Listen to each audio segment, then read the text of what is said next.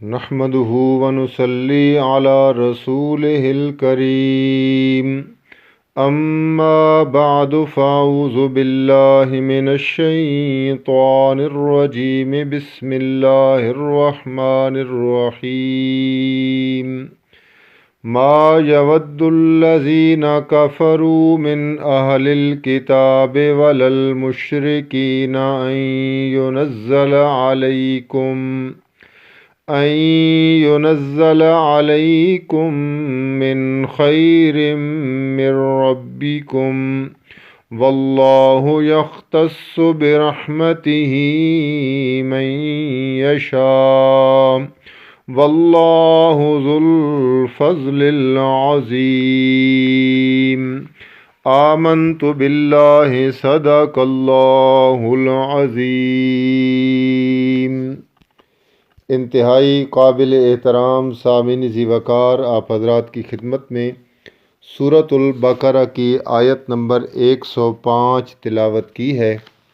اور اس آیت میں اللہ تعالیٰ نے اہل کتاب یہودی اور عیسائی اور مشرکین کے اس بغض کا ذکر کیا جو انہوں نے نبی اکرم صلی اللہ علیہ وآلہ وسلم کے ساتھ کیا تھا کہ اس پر اللہ تعالیٰ کی طرف سے فضل اور انعامات کیوں ہو رہے ہیں، اور قرآن کا جو نزول ہے اور وحی کا آنا ہے اس نبی پر، اس محمد ابن عبداللہ پر کیوں آ رہا ہے۔ اس حسد کی وجہ سے وہ نبی اکرم صلی اللہ علیہ وآلہ وسلم کے ساتھ بغض رکھتے، آپ کی مخالفت کرتے اور آپ کے لیے طرح طرح کی مصیبتوں کے لیے، تکالیف کے لیے تیار رہتے۔ اللہ تعالیٰ نے اس بات کا تذکرہ کیا کہ وہ جو یہودی ہیں اور اسی طرح عیسائی ہیں اور جو مشرکین ہیں، اس بات کو وہ قطعاً پسند نہیں کرتے کہ تم پر اللہ تعالیٰ کی طرف سے کوئی انعام ہو، اکرام ہو یا کسی قسم کی کوئی بہتری یا بھلائی نازل ہو۔ وہ یہ ہرگز نہیں چاہتے کہ تم پر قرآن نازل ہو، تمہیں دشمنوں کے مقابلے میں فتح حاصل ہو یا کسی قسم کا کوئی فائدہ پہنچے۔ یہ بات ان تین طبقوں کو گوارا نہیں ہے، اور جہاں تک وہ بغض ہے، عداوت ہے اور حسد ہے، یہ ان کا نبی اکرم صلی اللہ علیہ وآلہ وسلم کے ساتھ جو اس طرح کے معاملات ہیں، اس کا جو پس منظر ہے وہ دراصل دعوت توحید ہے، کیونکہ دعوت توحید دراصل اس دعوت کو جو بھی مان لیتا ہے وہ شخص اللہ تعالیٰ کی وحدانیت کو پہچان لیتا ہے، اللہ کے احکامات کو پہچان لیتا ہے، اپنا مقام اور مرتبہ پہچان لیتا ہے، اپنا اور اپنے اللہ کے ساتھ تعلق جو ہے اس کو وہ سمجھ لیتا ہے۔ تو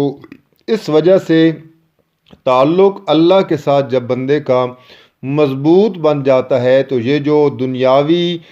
مال جمع کرنے کے اڈے، پیرخانے بنا کے رکھے گئے ہیں، وہ شخص ان سے کنارہ کش ہوتا ہے۔ تو یہ جو طبقہ ہے نبی اکرم صلی اللہ علیہ وآلہ وسلم کے ساتھ عداوت رکھنے والا، بغض رکھنے والا، یا اہل توحید کے ساتھ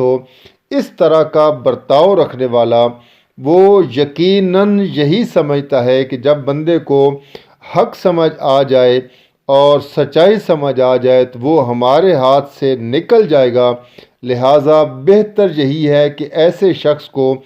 کسی قسم کی بات جو سچائی والی ہے وہ نہیں بتانی چاہیے، کیونکہ اگر اسے سچائی سمجھ آ گئی تو وہ جھوٹ کا سہارا نہیں بنے گا، اگر اسے حق سمجھ آ گیا تو وہ باطل سے کنارہ کش ہو جائے گا۔ تبھی عرض کر رہا ہوں کہ ایمان والوں پر جو خصوصی فضل اللہ کا ہوتا ہے اس کا اس آیت میں بھی تذکرہ کیا گیا، اور ساتھ ساتھ جو مشرکین تھے ان کی عداوت کا، اور اہل کتاب یہودی اور عیسائیوں کی عداوت اور بغض کا جو اصل وجہ تھی اس کا بھی ذکر کیا گیا کہ دعوت توحید کی وجہ سے یہ لوگ آپ کے ساتھ بغض کرتے ہیں۔ یاد رکھیں کہ دنیا میں جو ہمیشہ ایسے لوگ موجود رہے ہیں جو نہیں چاہتے کہ اہل ایمان کو اللہ تعالیٰ کی طرف سے کوئی خیر یا عزت یا کامیابی ملے، بلکہ ان کی خواہشات ہوتی ہیں اور ان کی اپنا ایک فلسفہ ہوتا ہے، اپنا ایک نظریہ ہوتا ہے، اور یہ تمام تر ان کی خواہشات اور سازشوں کے بعد جب اللہ تعالیٰ اپنے کسی بندے پر رحمت کرنا چاہتے ہیں، اپنے بندے کو اپنے انعامات سے نوازنا چاہتے ہیں، تو پھر اللہ تعالیٰ اس بندے پر اپنا فضل جو ہے وہ شامل حال کرتے ہیں، اور پھر قدم بقدم اس بندے کے ساتھ اللہ تعالیٰ کی مدد اور نصرت جو ہے وہ آتی رہتی ہے۔ دیکھیں، اسلام کے جو ابتدائی دور ہے اس میں اہل کتاب ہیں، مشرکین ہیں، یہودی ہیں، عیسائی ہیں، یہ کبھی نہیں چاہتے تھے کہ مسلمانوں پر وحی کا نزول ہو، ان کی عزت کا غلبہ ہو جائے۔ لیکن میں جس طریقے سے شروع دن سے عرض کر رہا ہوں کہ جو آیات ہم پڑھتے ہیں، آیات پڑھنے کا، درس دینے کا جو مقصد ہے وہ صرف یہ نہیں ہے کہ آپ کو واقعات سنائے جائیں اور آپ کو صرف پہلی سابقہ کے واقعات اور قصے بتائے جائیں کہ یہودی اس طرح کرتے تھے، عیسائی اس طرح کرتے تھے، مشرکین اس طرح کرتے تھے، بلکہ مقصد درس قرآن کا یہ ہے کہ آج ہم دیکھیں کہ قرآن کی جو آیات ہم 1400 سال بعد پڑھ رہے ہیں یا ہمارے بعد رہتی دنیا تک لوگ پڑھتے رہیں گے، میرے اور آپ کے لیے ان آیات میں کیا سبق ہے، کیا پیغام ہے، کیا میسج ہے۔ تو میں سمجھتا ہوں کہ جس طریقے سے مشرکین اور یہودی اور عیسائی اسلام کی عزت اور غلبہ اس کے خلاف تھے اور اس پر حسد کرتے تھے، آج بھی یہی کیفیت نظر آتی ہے۔ اسلام کے خلاف آئے روز پروپیگنڈے ہو رہے ہیں، دینی شعائر کا مذاق اڑایا جا رہا ہے، مسلمانوں کی جو ایک دینی شناخت ہے اس پر اعتراضات کیے جا رہے ہیں۔ کبھی پگڑی پر اعتراض ہوتا ہے، کبھی داڑھی پر اعتراض ہوتا ہے، کبھی لباس پہ اعتراض ہوتا ہے۔ یہ سب اسی ذہنیت کا تسلسل ہے جو یہودی، عیسائی اور مشرکین رکھتے تھے۔ لیکن یاد رکھیں کہ جو اللہ کا فضل ہے، جسے فضل الہی کہتے ہیں، اللہ کا فضل کسی قوم، کسی نسل یا طاقت کا محتاج نہیں ہے، بلکہ اللہ کے فضل کا جو معیار ہے وہ انسان کا ایمان ہے اور اخلاص ہے۔ جب بندہ سچے دل سے اللہ کی طرف رجوع کرتا ہے تو اللہ اسے ایسے رستے دکھاتا ہے جس کا وہ تصور بھی نہیں کر سکتا ہے۔ لہٰذا ہر دور میں جو یہود و نصارہ کا ذہن تھا وہ آپ کو ہر دور میں نظر آتا ہوا دکھائی دے گا۔ آج کے دور پر اگر دیکھیں تو آج کا مسلمان بھی کئی آزمائشوں سے گزر رہا ہے، دینی تعلیم سے اس کو دور کیا جا رہا ہے، امت میں تفرقہ ڈالا جا رہا ہے، لیکن یاد رکھیں کہ جو اللہ کا وعدہ ہے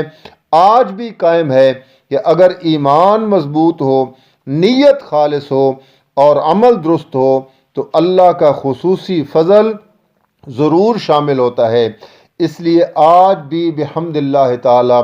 دنیا میں بہت زیادہ لوگ دین اسلام کو قبول کر رہے ہیں، قرآن کی تعلیمات عام ہو رہی ہیں، نوجوان نسل دین کی طرف رجوع کر رہی ہے۔ یہ سب کا سب اللہ کا فضل ہے جو اللہ تعالیٰ اپنے بندوں کے شامل حال رکھتا ہے۔ اس لیے میں عرض کر رہا ہوں کہ ایمان والوں پر اللہ تعالیٰ کا خصوصی فضل اور احسان ہر دور میں رہا ہے۔ شرط یہ ہے کہ بندے کے پاس ہو ایمان اور اس کا ایمان بھی خالص ہو، تب جا کر اللہ کا فضل آتا ہے۔ دیکھیں آیت کا ترجمہ بھی سماعت کر لیں۔ ما یودو نہیں چاہتے الذین کفروا جن لوگوں نے کفر کیا، من اہل الکتاب اہل کتاب میں سے، ولل مشرکین اور نہ مشرکین، ان ینزل علیکم من خیر یہ کہ نازل کی جائے تم پر کوئی بھلائی من ربکم تمہارے رب کی طرف سے، واللہ یختص اور اللہ خاص کر لیتا ہے برحمت ہی اپنی رحمت سے من یشاء جس کو چاہتا ہے، واللہ ذو الفضل العظیم اللہ تعالیٰ بہت بڑے فضل والے ہیں، اللہ جسے چاہتے ہیں اپنے فضل سے نواز دیتے ہیں۔ بس اللہ تعالیٰ نے شرط یہ رکھی ہے کہ بندہ میرے ساتھ خاص تعلق جوڑنے والا ہو، اسے کسی قسم کا دنیاوی لالچ نہ ہو، طمع نہ ہو، دنیاوی غرض نہ ہو، بس خالصتاً اللہ تعالیٰ کی رضا کے لیے کوئی بھی کام کرے، دنیا کا کام کرے، کسی کے ساتھ بھلائی کرے، اچھائی کرے، یا اپنے لیے کوئی کام کرے، نماز پڑھے، روزہ رکھے، جو بھی دنیاوی کام کرے، اس میں جو مطمع نظر ہے، پہلا جو کام ہے وہ یہ ہے کہ میرا اللہ میرے کام پہ راضی ہو جائے، کوئی راضی ہو یا نہ ہو اس کی پرواہ نہ کرے، تو اللہ تعالیٰ اس بندے پر اپنا فضل اور اپنی رحمت خاص کر لیتے ہیں، جس پر پھر حسد کرنے والے حسد کرتے رہیں، کوئی پرواہ نہیں ہوتی، عداوت کرنے والے عداوت کرتے رہیں، کوئی پرواہ نہیں ہوتی، دشمنی کرنے والے دشمنی کرتے رہیں، کوئی پرواہ نہیں ہوتی، کیونکہ اس بندے کا تعلق اللہ کے ساتھ جڑ چکا ہے۔ پھر جس کا تعلق اللہ کے ساتھ جڑ جائے اس کو کوئی زیر نہیں کر سکتا۔ اللہ سے دعا ہے اللہ عمل کی توفیق عطا فرمائے۔ وما علینا الا البلاغ۔